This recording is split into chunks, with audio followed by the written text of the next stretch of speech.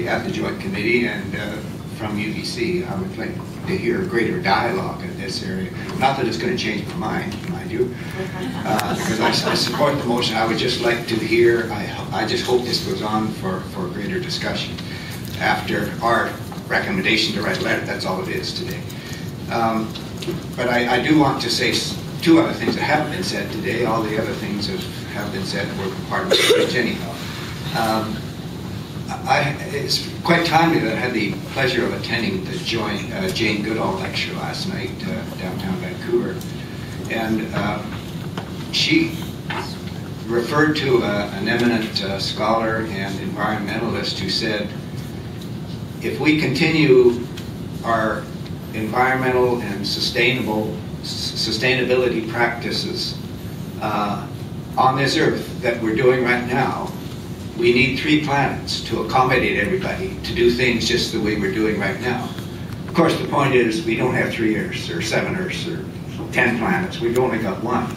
Unless we do those small things, she said, that make a difference to make our world sustainable for future generations, then we're in a losing battle here. And a university student asked, well, what are some of those small things we could do? And she said, support your local environmental concerns. Join a group.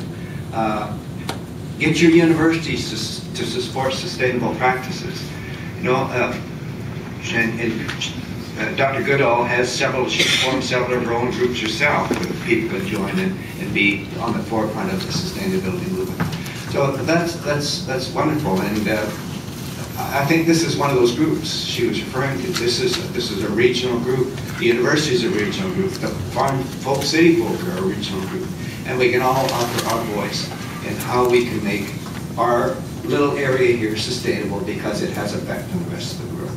So that's the first point. The second point is, I heard Vice President of the University on the radio the other day on this subject of preserving the farm.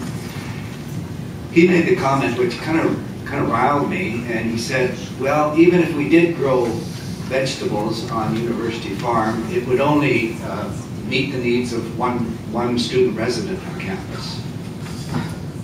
And I thought, well, wouldn't that be wonderful? If the University Farm could raise enough food to feed one university resident, that's hundreds of kids, hundreds of students, maybe thousands, I don't know, depends which resident he was talking about. And I also thought about a little island called Barmston in my territory, where there's a little herb farm there that supplies some of the stores in the greater lower mainland, and also a dairy which is small and supplies some of the stores in the lower mainland. And if that attitude applied to them, they'd be out of business because they can't raise enough food to supply all of us, but they can raise enough food to supply a niche market, and that niche market prevents a lot of trucks from running around the country. So I couldn't buy that argument. So I'm going to support this motion, and I'm only saying this because it's my last kick at it, but I'm going to be at future meetings wherever they're going to be waving my flag. Thank you. Thank you very much. And if we could carry on, Director Drew, Director Stevenson, Alternate Director Keating, Alternate Director Lee, Alternate Director Deal,